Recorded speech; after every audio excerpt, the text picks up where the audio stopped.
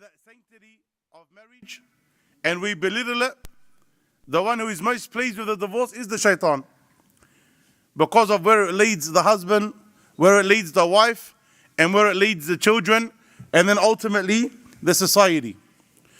So we'll go through very quickly, inshallah, just to mention what we mentioned yesterday, and then inshallah we'll begin with some extra points today. Yesterday we spoke about, number one, the parents raising their children to make sure that they are ready for marriage, that they understand marriage and they love the concept of marriage. By the way, most of the problems, and inshallah we'll begin speaking about it when we speak about the points for tonight, most of the problems, wallahu alam, in my opinion, go back to the parents and their lack of raising their children properly, not the people themselves. Everyone loves to point the finger at someone else. Everyone loves to say the kids nowadays and people nowadays, and they forget to look at themselves and remind themselves that they are the one that raised those kids. So please, if you are a parent, if the time has passed, khalas, your children are already married, maybe you can give them some reminders. But for those that have young children, please ensure you pay heed, and inshallah azza wa jalla, you do not make the same mistake that many before you made. Number two, spouses should be educated before marriage on the natural stresses of marriage, its impact and problems resolving techniques. This is something important. People are getting married and they don't understand the natural stresses of marriage. They don't understand the natural dynamics of marriage. They don't understand the differences between the genders. And so they go into marriage having no idea what marriage is. And obviously, naturally, problems arise in the marriage and they don't know how to deal with those marriage problems. And so what they usually tend to do is to leave altogether by choosing divorce as one of their first options. Number three, families and spouses need to abide by the Sharia in both matters of marriage and divorce, for the best and wisest of ways is that which Allah Azza wa Jalla chooses for humanity. Allah Azza wa Jalla has set out certain guidelines and principles within marriage and outside of marriage. And as a good upright believer who wants to live the best and most purest of lives, it is upon you to abide by them when they are in your favor and when you believe they are not. When they are something that you like and enjoy or something that is actually against you. You need to stick to what Allah Azza wa Jalla came with. If you are a person who wants to pick and choose when he is religious and when he is not, then the matter of marriage will also be very hard for you. Because if you will not abide by the legislation that Allah Azza wa Jalla placed, then you are not going to have barakah in your life. Your life is not going to be blessed. Your marriage is not going to be blessed. And such a marriage, as we mentioned, usually leads to, ayadhan billah, divorce. Number four, that spouses should seek the assistance from the right people when problems arise and not people that will make the problem worse. Naturally, there will be marriage problems, as we mentioned, and it is upon the people, if they cannot resolve it themselves, to go and seek help from others. But the question is, who do they go and seek help from? If a person goes to the right person, they will inshallah receive the right information, the right piece of advice, and it will be beneficial and productive for them in their marriage life. But if they go to the wrong people, ayadhan billah, that marriage advice that they are given could be a means of destruction for them, their spouses, their children, and future relationships. So be very careful who you seek that advice from. As for the last piece of advice that we mentioned yesterday, we'll speak upon later at the end, inshallah azza wa jal, because it's very important that we mention that. So last night we mentioned these points. Obviously we explained them in a lot more detail. There is a recording. Allahu alam what the brothers are going to do with that recording. If it's up, inshallah you can watch it. If not, then we spoke about this as part of a longer series with episodes that are on Facebook. Tayyib, to begin with some new points regarding some of the main reasons for divorce in our community. Number one, from the ones that we mentioned, is the parents setting a bad example for the children. The parents setting a bad example for the children. There's a beautiful statement in English that says, children listen with their eyes. Children listen with their eyes. Or as they say, monkey see, monkey do. When your children grow up and they see you and your wife, you have no relationship, you and your wife are always fighting, maybe you are abusive towards their mother, maybe the mother is abusive towards the father, maybe there is no love, no affection, no emotion shown, etc. This will definitely affect them in the future. And I do not know personally, and this is me, Nassim speaking, I do not know personally one issue that I've dealt with, whether it is marriage or other than marriage, except that you find the cause of the problem usually goes back to the childhood of that person. How they were raised, how they were brought up. Maybe too strict, maybe too lenient, maybe they weren't educated, maybe they weren't cultured, maybe they were never taught, etc., etc., etc. It usually goes back to the childhood of that individual. So if you are a parent, understand that your child is going to follow in your footsteps. And if you do not want a child to easily get divorced, then do not give them the reasons to get divorced. And if you are from a culture that you grew up in for 10, 20, 30, 40, 50 years of your life, and then came to Australia, and your children were born in Australia and raised in Australia, or they've been in Australia for a very young age, understand that marriage and society and culture and values and norms are very different between the two. Maybe in your culture, the man or the woman could be treated the worst and they would never get divorced. Understand the reality in Australia that that is not the case. It does not take much, unfortunately, for marriage to be breaking here. Now you have two options with that reality. Option number one is to sit here and complain how bad such a culture is. This shouldn't happen, this is very bad, etc. Or you can accept the reality that this is where we live, this is how it is, and to go about it the most productive way possible. You have an option as a parent. If you do not want your child to get divorced, do not give them the ingredients for divorce when they're young. If you, for example, ayadhan billah, inshallah no one here does, but if you are a person who's physically abusive with the child's mother, whether you teach your child it's right or wrong, your child is going to learn that as a solution to his problems. And you can almost guarantee yourself that when your child has problems with his wife, what is he going to do? He's going to hit his wife. Or vice versa. Sometimes it is the mother who is abusive towards the father. And when she grows up, what do you think she's going to do with her husband?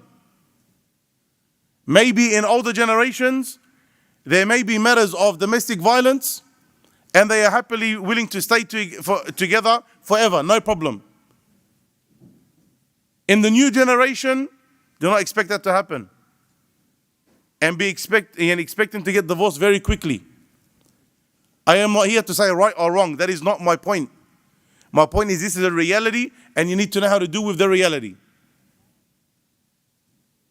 If you are a person who comes home from work and you go straight on your phone, then you get up and you leave to go to your friend's house, you come back at 2 a.m. in the morning, when you wake up, you go straight back to work, etc., and you have no connection whatsoever with your wife or with your children. Guess what your child is going to grow up to be like? Thinking that it's normal to be like that.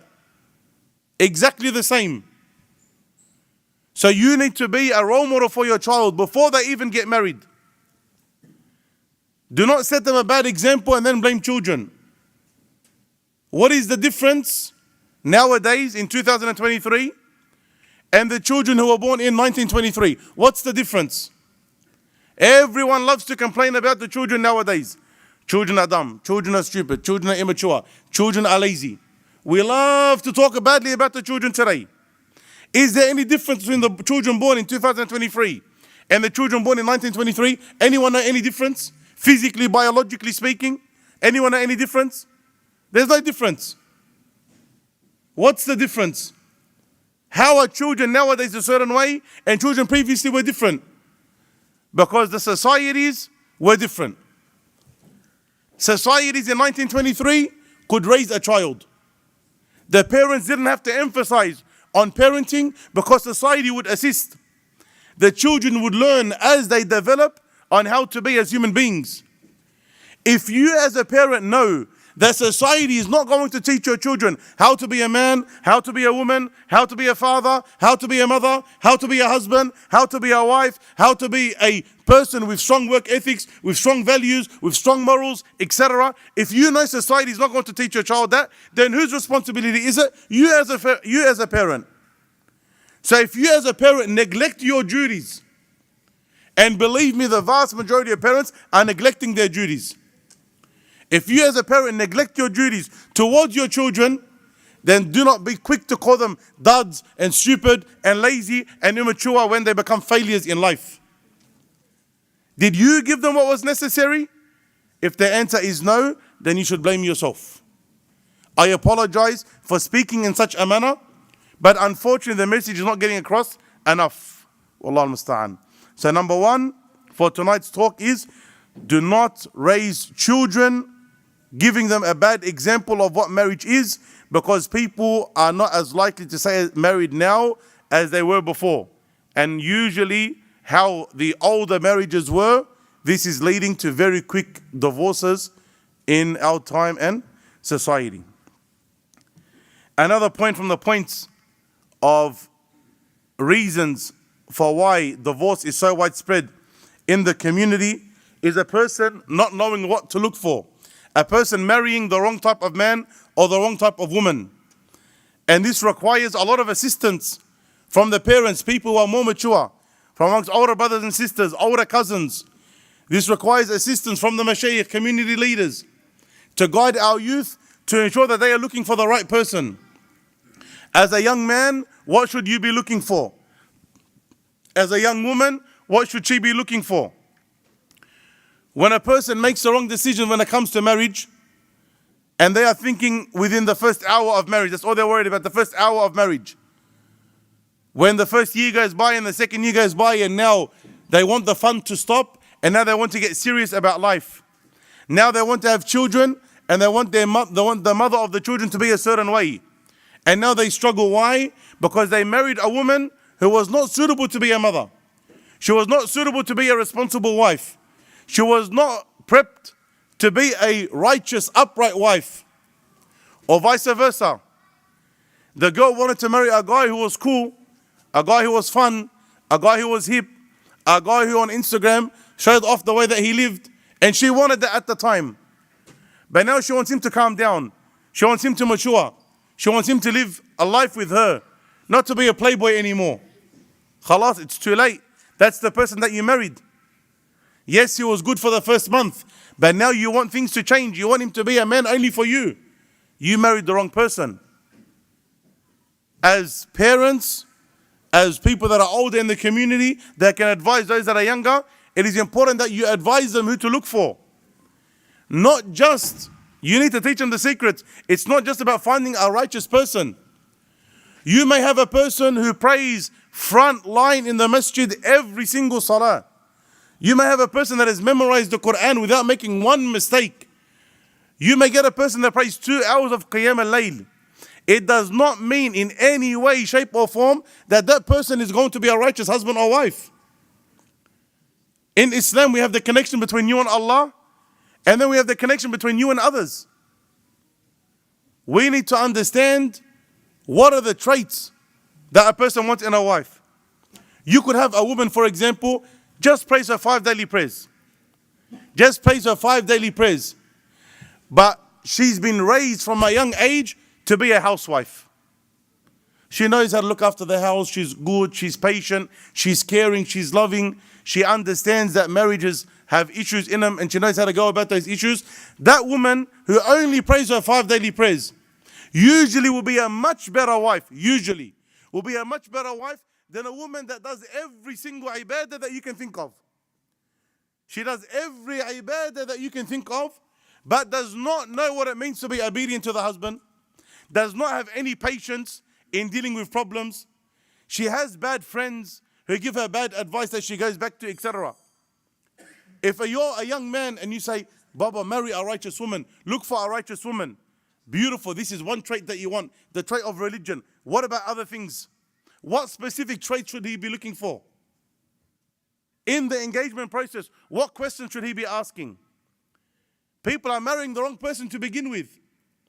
Of course, you can expect major issues in the first few years of marriage when you marry the wrong person. The sister's the same.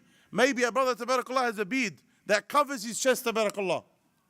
Maybe his thobe is very nice and short. Allah mazid wa barik. Maybe his voice in the Quran is like drinking honey. Absolutely beautiful. But the person has no work ethic whatsoever. He starts a job, he lasts for 2 days, he leaves that job. there's not one job that he can do. Is that a person that should be a husband? Maybe when you're together, maybe he can lead Salah, no problem. Between him and Allah, it may be excellent. But if this person does not have work ethic, how is he going to open up a house for your daughter? How is he going to look after the financial needs of your daughter? If he's quick in changing jobs, maybe he may be also quick in changing women. What traits are you teaching your daughter to look for in a husband? These things are important. And if we as parents or people that are older in the community are not advising those that are younger, how do they know what to prepare for? How do they know what to look for? What ends up happening? We let them go, we leave them, then they fall in love. Natural. They go to school with the opposite gender, they go to university with the opposite gender, they go to work with the opposite gender. Much of their exercise with the opposite gender. Again, I'm not talking about right and wrong. I'm not talking about halal and haram. I'm talking about reality. So a person comes and they unfortunately get feelings for the person from the opposite gender because they were looking for a boyfriend. It was about lust. He was looking for a girlfriend. It was about lust. They get married. They realize, you know what, this was not what I was looking for. And so a person falls into major issues and it usually leads to divorce. Be very careful of not teaching the young men and the young women what they should be looking for in a spouse. And this is the point of the wali. For the women, just like we mentioned in the course today, the wali in Islam has a very, very, very high status. The wali, the guardian, the father of the girl, the older brothers of the girl, the uncles of the girl, they have an important role to play when it comes to looking after the benefit of that daughter, the benefit of their sister, the benefit of their niece. It is important that they teach them that guys are conniving. Guys can be sly.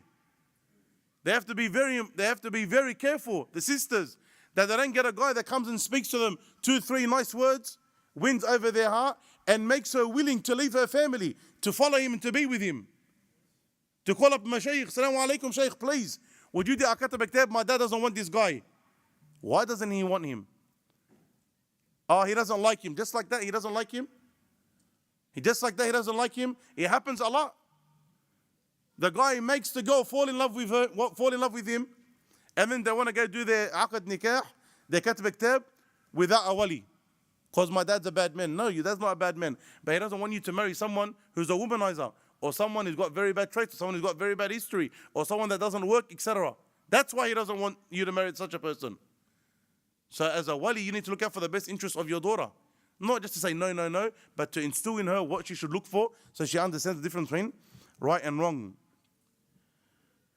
One of the main reasons for divorce to happen is not explaining what you want from the spouse and what your expectations are as a spouse before the marriage. Before the marriage. It is very important that in the engagement period, you explain to your spouse, what are you looking for? If you're a man who says, I don't want my wife to work. I don't want my wife, if we have children, I'm happy for her to work before we have children, but when we have children, I don't want her to work. I want her to raise the children. If you're a man that says, I want to have children straight away, or my plan is to have children after a year, or I want to have, inshallah, 5 children, or 10 children, whatever it is, speak about what your plans are before the marriage is done. Because when you, after the marriage, come and try and think that automatically your spouse, whether it's from the girl side or the guy side, is going to follow what you want, this is usually where problems arise. After the marriage, the girl wants to go to work, the husband says no. Problems. But Sheikh, he married me and I was working. Why didn't he say anything to me before? There's a point. There's a point there. Sheikh, I don't want to have kids straight away. I want to wait a year or 2. There's a point. Sheikh, he wants to have 10 kids. I only wanted to try and have 3. There's a point. Again, we're not talking about right and wrong. We're talking about reality. If a person doesn't discuss what they want before marriage, what their expectations are, then you can have big problems. Sometimes you get questions like, Sheikh, we got married and he wants me to go live, for example, in Pakistan. I don't want to go live in Pakistan. I got married, my family's here. I grew up here, I don't want to go live over there. What do I do? This should have all been discussed before the marriage. This should have all been discussed before the marriage, not after the marriage was done. This causes an extreme amount of pressure once the marriage is done, and it usually leads to, if they cannot compromise, if they cannot reconcile their issues, it usually leads to divorce. So please make sure before you get married, you discuss what you expect from your spouse, what you're expecting from the marriage, and come to agreements before.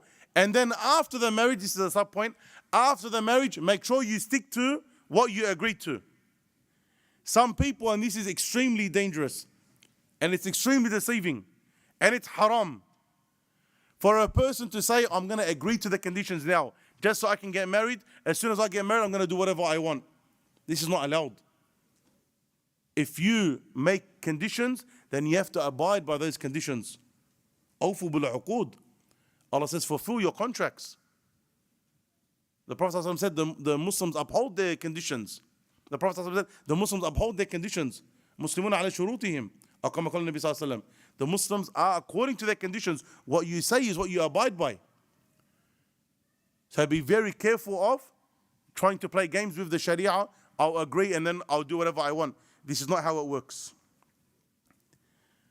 One of the main reasons for people to get divorced is because they do not understand how the opposite gender works.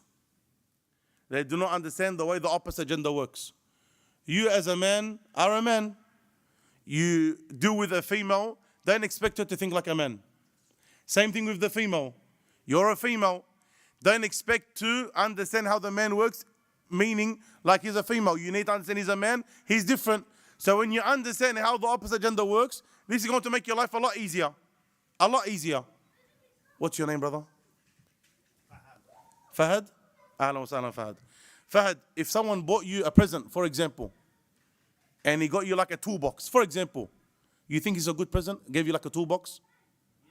Good present, huh? If there's a woman next to you, named Khadija, for example, and a husband bought his wife named Khadija a toolbox, you think she's going to be happy? She's not going to be happy, huh?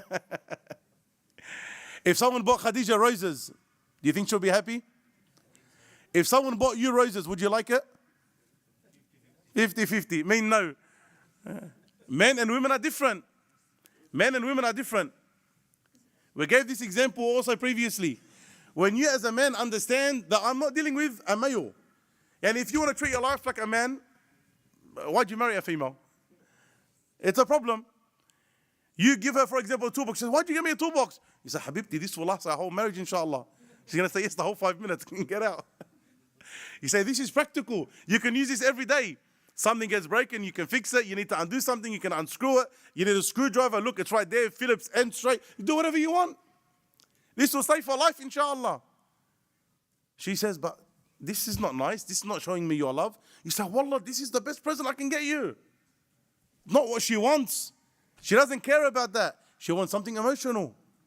So for you as a man, you need to understand, you buy her something, for example, like roses, nice flowers. In your mind, as a man, this is the stupidest present anyone can give. If there's 100 men here, 100 men think that this is a stupid gift. Maybe 99 to be fair. It's a waste of money. You can get a flower from the park if you really wanted to. It's gonna die after 2 weeks. They bring about these little bugs in the house. There's no point. Then you're gonna throw it out. But for the woman, it's different. So if you want to make the woman happy, you make the woman happy in something that makes her happy. You have to think like her. Same thing with the woman. If you want to make your husband happy, you know one of the best things a woman can give to her husband? Free time. When, for example, dear sister, your husband comes home from work, and we mentioned this again in the course for those that were there. When your husband comes home from work, and he wants to sit on the couch and look at the wall like this, for 1 hour for no reason whatsoever. See that 1 hour that he's looking at that wall, he is the happiest man on the face of the earth. You, dear sister, think, why is he doing that for? Why does he want to talk to me? Why does he want to talk to me about his day? What's he thinking about? Who was he with? Where did he come from? Maybe he doesn't love me. Maybe he's thinking about another woman. Maybe he's cheating on me. Or why is he doing that for? And it doesn't make sense to me. If you think like that, you're going to have problems. All your husband wants to do is zone out for that 1 hour. Why? Because he's a guy. Women do not have the ability to not think about anything. Women, physically speaking, do not have that ability. They don't have the ability to look at that wall and just think about nothing. Why? Because the way that their brains work, they're wired differently. There's no problem in it. It's not a deficiency in a man or a deficiency in a woman. We complete each other.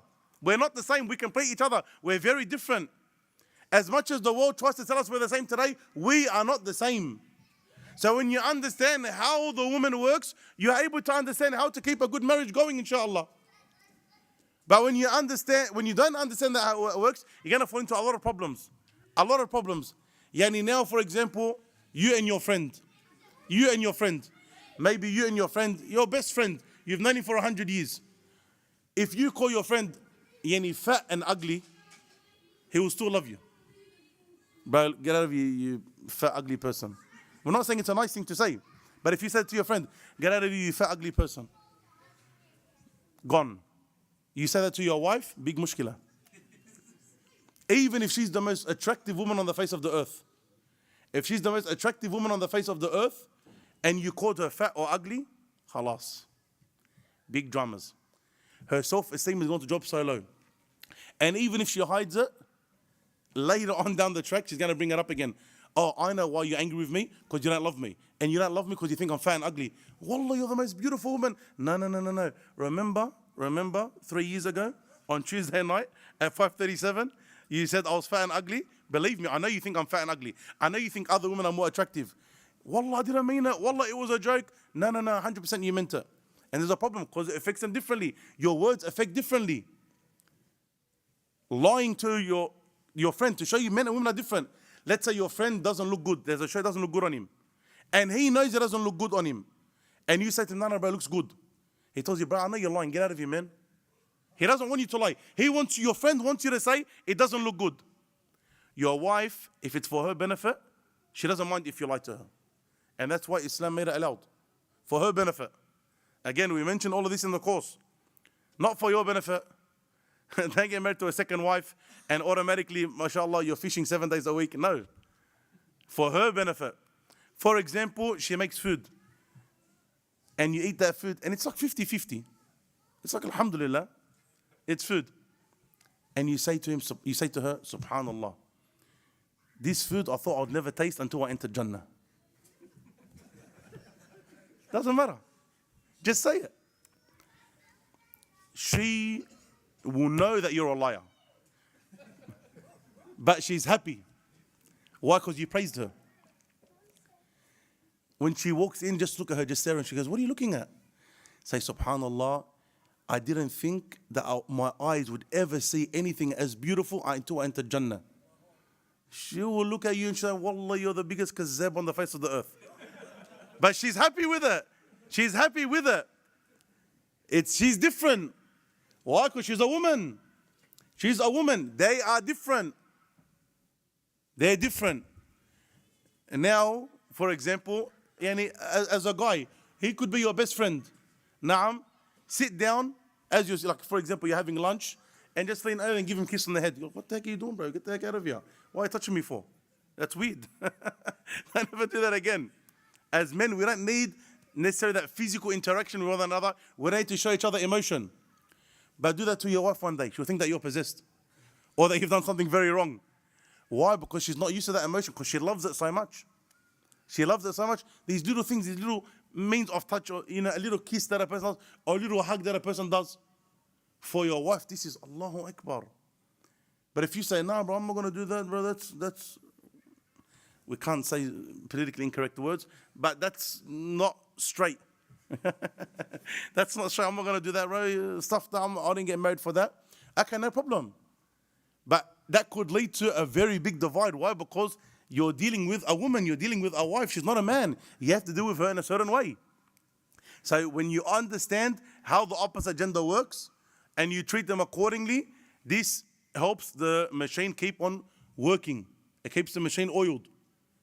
But if you neglect it, it just leads to problem after problem after problem, which, a'yadhan billah, later on could very easily lead to divorce.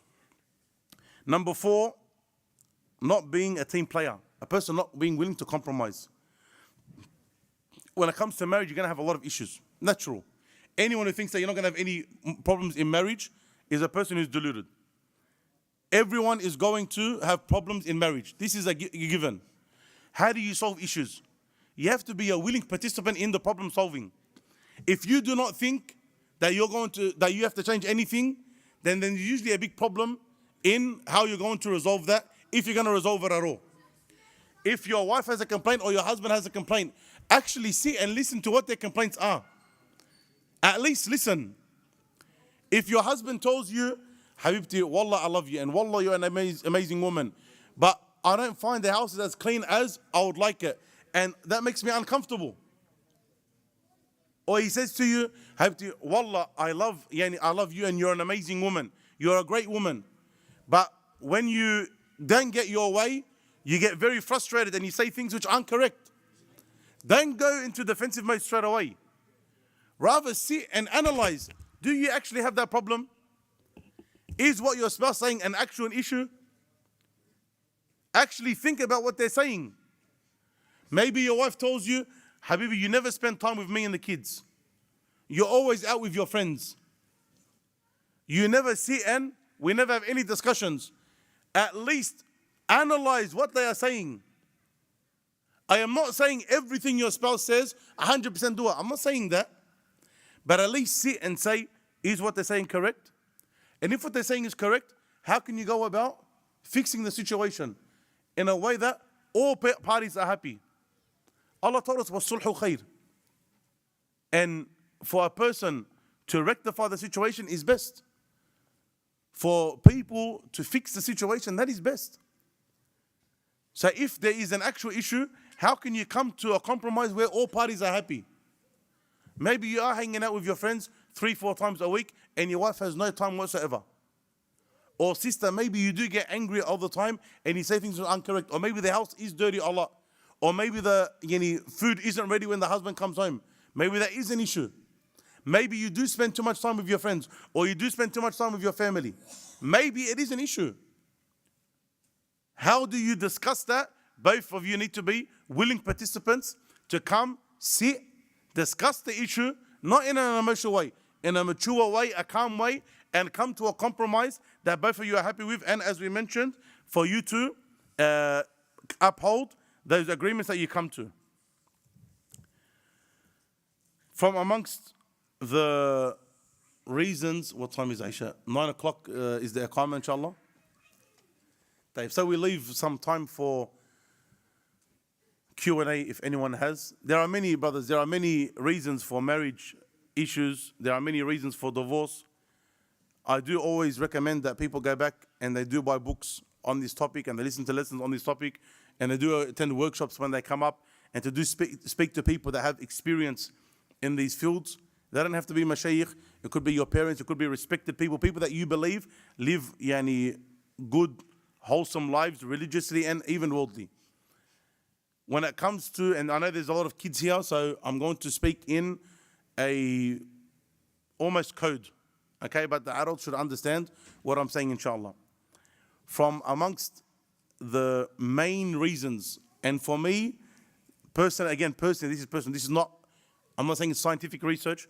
From amongst the brothers that I speak to, the sisters that I speak to, the issues that we deal with, I honestly believe that over 80%, and I'm being lenient with that 80, if not more, I honestly believe over 80% of marriage issues goes back to a lack of fulfillment when it comes to matters of intimacy. Over 80%, a lack of fulfillment when it comes to matters to do with intimacy. How deep can I go, Sheikh Abu Zaid? Explain? Yeah, of course he understands. Who do you think, theoretically speaking, who do you think suffers from it more? The lack of fulfillment, the men or the women? The majority of cases, it's the women. The majority, not all the cases. Sometimes you do have men, Allah mabarik, with very high drives, and the woman cannot keep up 100%. But the majority of the time, it is actually a lack of fulfillment from the woman's perspective and from the woman's point of view. And that is a lot of the time because the men, there's a lot of techniques that they lack, anjad, and the Prophet ﷺ spoke about a lot of these things. There's a lot of things that the men lack, especially when, alhamdulillah, they're going to marriage innocent, which is excellent. But they need to be educated somehow. There's a lot of techniques that the men lack, and so the man may get his kicks, but the woman is not satisfied. That, wallah, inshallah, ahlan wa sahlan. Wallahi, inshallah, ahlan wa sahlan. We'll call it the black box. This is very important. Then it could be sometimes that the woman, and this is very regular, especially amongst those from the Eastern cultures, they have a very high drive. And because of the way that men live their lives today, there's very low testosterone levels, very low hormone levels, there's very low libido levels. These things are really affected. The estrogen levels in men are very high. The food that we eat, the chemicals that we consume, etc. It's a big problem. It's a massive problem. Then all the things that men watch, okay, it affects the men. And sometimes the men are fulfilling their desires in ways that are not halal. And so it leads to the woman not being fulfilled. Alhamdulillah, she's a chaste woman, she's a modest woman, she doesn't get outside of marriage. She doesn't look for haram ways to fulfill her desires. So she needs it from her husband, but she doesn't get it. A lot of the women, because they're chaste, because they're modest, they're not going to come to the man and say, you're not doing enough for me in that field. A lot of women are not going to do that. They'll try and get the man to understand in different ways. But if the man doesn't get it, it's unfortunate, he doesn't get it. And that problem usually builds onto other issues. And then the man thinks, oh, my wife's not listening to me. My wife's not doing what she's meant to do. My wife's always got a bad mood. Maybe there's a background issue that she's too embarrassed to come because she's modest. She's shy. She's too embarrassed to come and tell you, you're not fulfilling your duty. You're not doing things correctly. I'm not satisfied. She's too embarrassed to come and tell you that. She doesn't want to come and seem like a bad woman or like a wicked woman. She doesn't want to seem like that, even though it's her Islamic right. And so she comes and she has this complaint, but she doesn't want to tell anyone about it because she feels bad. But she's giving you hints, she's giving you signs, and you're not taking it. A lot of marriage problems, as I mentioned, for me, in the areas that we deal with, and the people that we speak to, no one says it, very rare someone says it directly, but it's like the underlying issue with over 80%, in my personal experience, in marriage issues, over 80%. This only leads to other issues. And then people get divorced, they think for that particular reason. No, it was much greater than that. So please make sure that that aspect of marriage life is fulfilled. Make sure that that aspect of marriage life is fulfilled, because it does lead to major issues. And if you're a young man, if you're someone who is about to get married or you're newly married, don't neglect this. Don't neglect this field at all. Your wife's not going to come and tell you, oh, Bismillah, let's go talk. Again, you understand what I'm saying for the kids. Let's go and talk. She's not going to say, she may give you signs. For example, you come home and your wife smelled perfume, for example. Don't say, oh, mashallah, the house smells lovely. She's trying to tell you something, Habibi. Okay, you come home and she's beautified herself. She's wearing nice clothing. She's put makeup on for you. She's trying to tell you, Bismillah, Assalamu alaikum. Don't just say, wa alaikum assalam, ahlan wa sahlan. Can you make me shoy and ahwi, please? No. She's trying to tell you something. Again, there are times where, yes, maybe the man is very, very tired, or he can't for whatever reason, no problem. But if you're finding that this is a common occurrence, where the wife is wanting a lot more than the man, and the man is not able to keep up, then this is something that should be looked into. Don't be embarrassed to speak to a doctor. Don't be embarrassed to speak to someone that has experience in this, that can guide you. Maybe there's simple medicines that you can take. And I'm not talking about prescription stuff, even natural stuff that a person can take that can up the libido. Maybe there's something that you're not doing correctly, and inshallah that you can get assistance with. And it's very simple. But don't let your embarrassment stop your marriage from flourishing. This is something big. Now, a lot of people, again, they never ever talk about this because no one wants to bring it up. But when you dig deep, this is a big cause for a lot of marriage issues. So these are just some of the main reasons that we come across for divorce in the community. A lot of it goes back to parenting. As we mentioned, there are many things before marriage that are made as mistakes that end up leading to massive issues and divorce in the marriage. When it comes to the marriage itself, people are not going about problems properly, because there are problems are only natural. So you need to go about it the right way. And things which people don't even think are issues are actually the main reason for issues. The main reason for issues. So please don't belittle the topic. Do look into it. Do speak to people that have experience in it and they're mature in this field.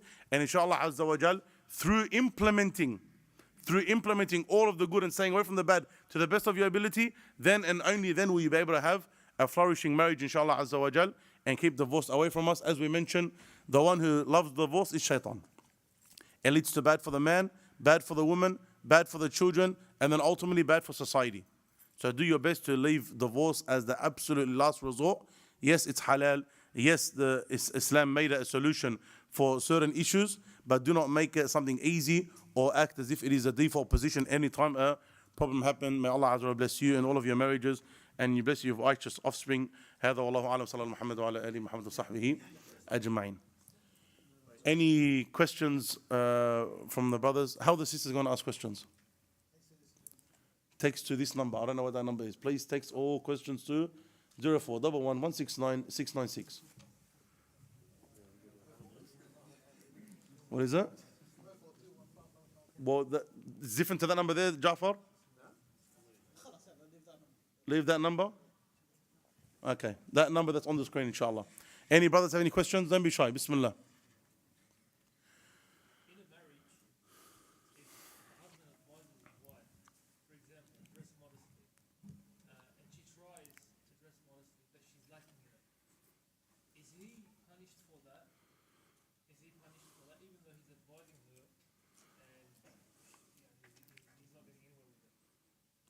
When it comes, you said she's trying, so she's getting somewhere, but she's not 100%, correct? She's getting somewhere, but okay. So a lot of this is case specific. The brother's question is, if a husband is married and his wife is not dressing modestly, and he's advising her and she's getting better, but she's not where she should be, 100%, is that something that the husband is going to be held accountable for?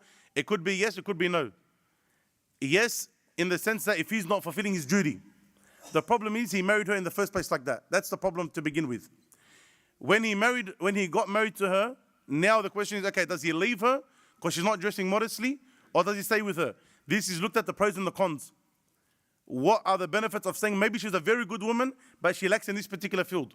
So he's advising her and she's getting better. So they put, for example, a proper time frame. Not like 6 years. For example, 3 months.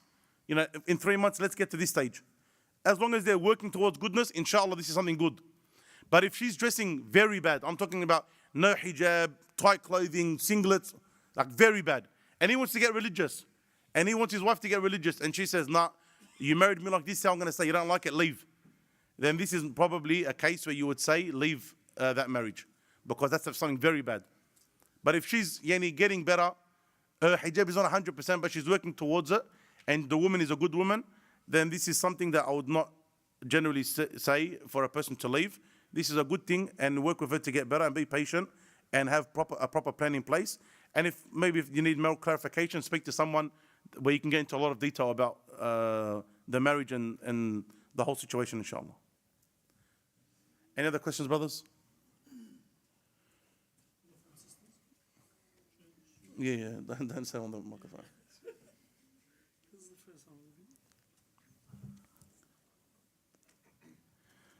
How do you go about learning about intimacy from an Islamic perspective? There's some books written on it. Sheikh Al-Jubilli has some. I think there's one called Closer Than a Garment. Something like that. So there's some Islamic books written on it. And to also speak to people, again, who are older and mature, that have an understanding of how these things work. This is also very important. Again, the Prophet ﷺ, if you read many of the hadith from the question of his companions, they speak about these topics. They ask questions about these topics. And especially in today's day and age where these things are so widespread, it's important that the people in a halal way learn from the right people than going to bad sources and learning from that. So if you're a person who someone wants to speak to you about this, and you don't throw them off. Actually give them the time of day to explain, because if something's halal, no issue. Go for it, especially when it's halal and it's appropriate. Now, these things are very important. All of these are questions. This is another question. Let's go for this one.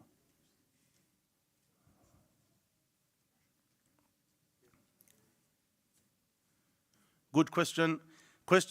Expectations can change after a few years into marriage. What if compromise is not in the picture because of the conditions that had been put in place before marriage? How should couples go about this? Example, wife cannot work after children. When it comes to these types of matters, this is where maturity in discussions take place. If he's a good man and she's a good woman, and they are both upright, they both have good morals, they both have good principles, they're both flexible, they both have deen, they both know their proper guidelines, discussion becomes a lot easier when dealing with new issues.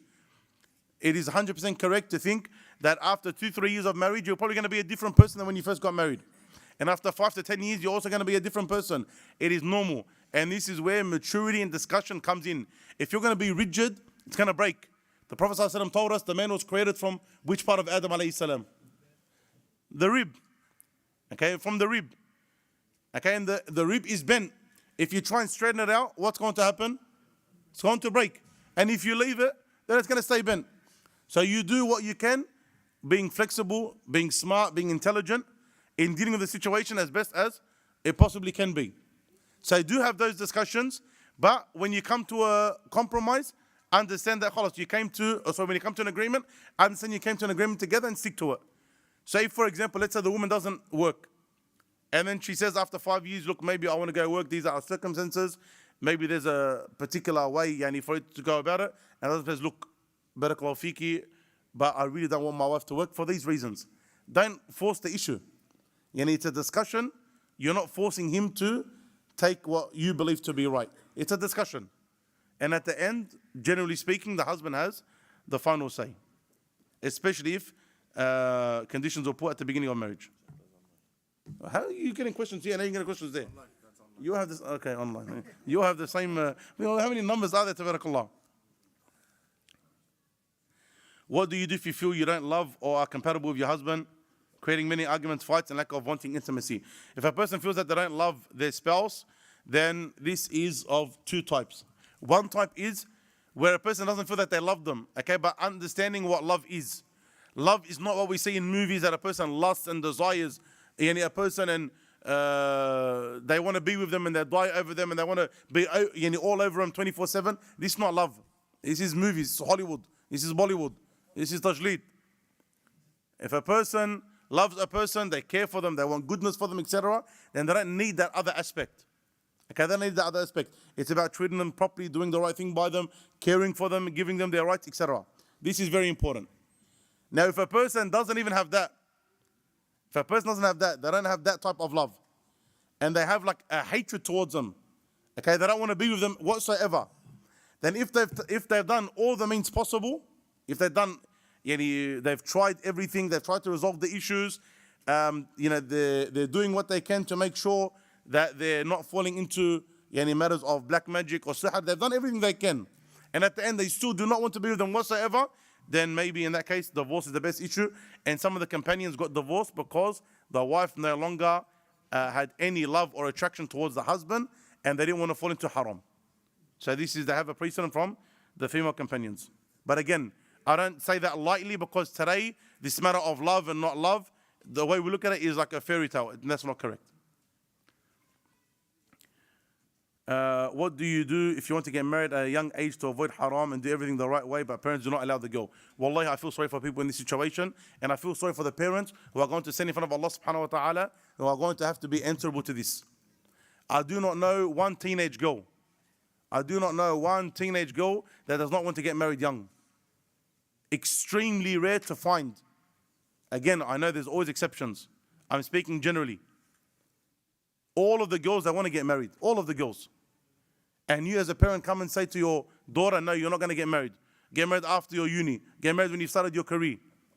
You wanted to get married at 26, 27 years old. By that time, all the good men are married. Now she's 30, 31, 32 years old. She still can't find a good husband. And it's your fault as a parent.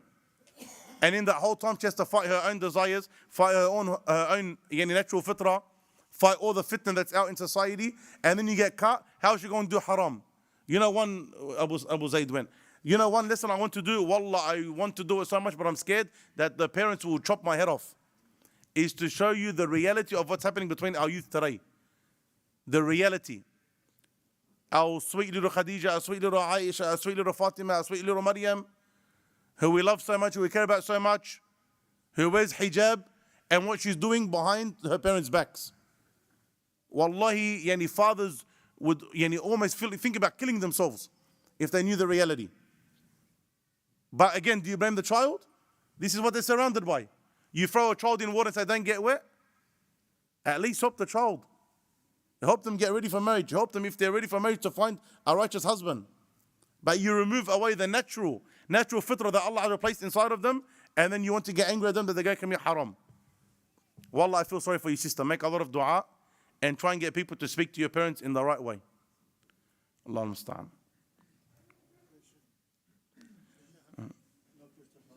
أنت كبير في السن. Let the sisters ask, because they never get. What I ask is not because I'm married. To teach the girls and the boys situation. What situation? Yeah. Nowadays, the husbands and sometimes the ladies as well are addicted to drugs, to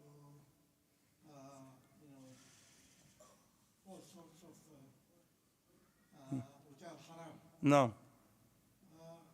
How do they solve this? Professional help. After you seek help with Allah subhanahu wa ta'ala, get professional help. Don't try and hide it or cover it. Get professional help. Someone needs to admit the problem and go get professional help. If a person has a problem with drugs or these substance abuse, go get professional help. Seek help with Allah Azza wa Jalla. Do the Islamic things. But just like you go to a doctor for medicine, go seek professional help. Don't waste your time with wishful thinking. Go and get the problem solved, inshallah. Domestic violence is very popular and spread badly between Muslim families. Please talk about this. This is dhulm. Domestic violence is not as widespread as people try and make it out to be. Believe me, there are many non-Muslim cultures that it is the norm. It is the absolute norm that the husband comes back from work and bashes the wife. That is the norm. Day-to-day activities. People love to paint Muslims, and we have the inferiority complex where we've accepted this. This is not correct. Alhamdulillah, it's not widespread. Yes, of course it happens like it happens in many other cultures, and we have it much better than anyone else. So I don't want to start with that, but yes, does it happen? Of course it happens. And usually it's because of, again, how they seen their parents, which is a big problem, or stresses. People not knowing how to deal with stress. So he takes it out, for example, on his wife. Or in some cases, the wife taking it out on the husband. Learn how to deal with your stress so you don't have to deal with it in a bad way. What do you do if your wife tells you not? I think I've understood the question to mean, what do you do if your wife tells you not to speak to a particular person? You look at why doesn't your wife want to speak to that particular person? If they're not a good influence, then stay away from them. It's not about listening to your wife, it's about listening to Allah and the Prophet ﷺ. But if your wife doesn't want you to talk to someone simply because she wants to control you and she doesn't like them for no particular reason, then you don't have to listen.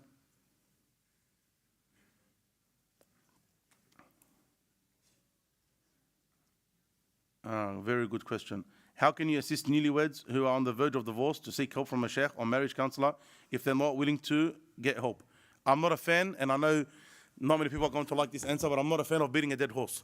If a person is not willing to get help and they don't want to change and there is major issues and they're not willing to compromise, not willing to change, not willing to get help, then that's one of the cases where divorce is probably one of the better things to do.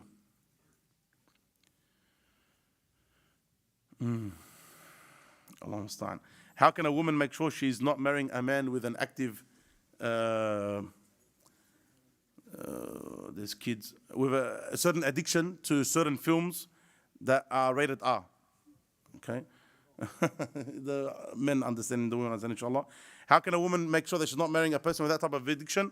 That's going to affect the marriage greatly, and the reality is it's going to be very hard. It's going to be very hard for you to make sure that you don't fall into that problem. Very hard. So may Allah Azza wa Jalla make the affairs easy. Unless you want to ask the question directly. Or one thing that you can do is, for example, bring up topics which are speaking about the dangers of this and how it affects the marriage. And maybe you can just say, subhanallah, I've seen this talk by this particular speaker about things that affect marriage, and mention that in there. If you're not going to be able to bring it up directly with them, maybe you can do it in an indirect way, where you talk about the dangers of it and how widespread it is. Maybe you can even just play dumb, say, subhanallah, did you know, how, do you think that this is widespread? The way that the Sheikh spoke about it was that it's very widespread. Obviously, as women, you're not going to have this problem as much as men, so you can just come across like play dumb, and hopefully he gets the reminder. Yalla, last question, inshallah.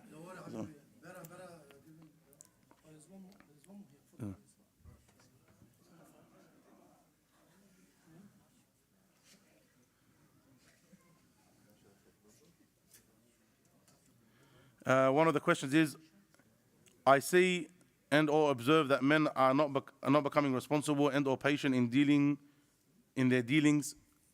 Are divorces also caused from this specific part as well? Yeah, of course. Of course, men are not men. This is part of what we spoke about yesterday. Men are not men and women are not women. And this is causing major issues, 100%. Men don't know how to be men. They don't know how to take care of their responsibilities. They don't know how to act. They don't know how to problem solve. And same thing with the women. Of course, it's leading to major issues. From the boys? Assalamu alaikum. What is your advice for boys who want to get married but are not financially able? Start working. Start working, work 2 jobs. Wallah. This is, sometimes we overthink things. You say, talk to a brother, Sheikh, it's so hard to get married. Why? It's so expensive. What do you do on Saturday? I sleep in until about 1 o'clock. And then I wake up, and then I sit on my phone for about 3 hours, and then I see which of the boys are doing something, and I go do it. How do we go work? Go work. You can work a dodgy job and still make $400 on a Saturday. Go work on Sunday. You're a young man, mashallah, you're able, you have time. Go and work. Oh, but Sheikh, I'm going to miss out on this, I'm going to miss out on that. What are you going to miss out on? You're going to miss out on marriage. And then you're going to complain to the Sheikh that there's no one, you can't get married. Go and work. We're finishing now the school holidays, or maybe you guys are back at school, I'm not sure. But we're finishing another school holidays. I advise the young boys, if you're not going to do anything productive, go get a job. Go work, earn money, give it to your parents, let them save it. Do what you can to save from a young age. And a message for the parents, it is very expensive to get married nowadays. So if you have the financial ability, support your children in getting married. In Sydney, there's a lot, for example, parents, they build granny flats for their children, whether they can live in, or they help pay for the mahar, they help pay for the marriage. If you have the ability, please help your children, even your daughters, to get married. Wallah, you'd rather pay millions for your children to live in the halal and be successful in this life and the next, than a'yadhan billah, saying, no, go do it yourself, and they stay a'yadhan billah in the haram, and they forget about the concept of marriage because they know it's impossible for them to do so. Jazakumullah khairan. If there's any more questions after the salah, I'm happy to take them. Subhanallah. Allah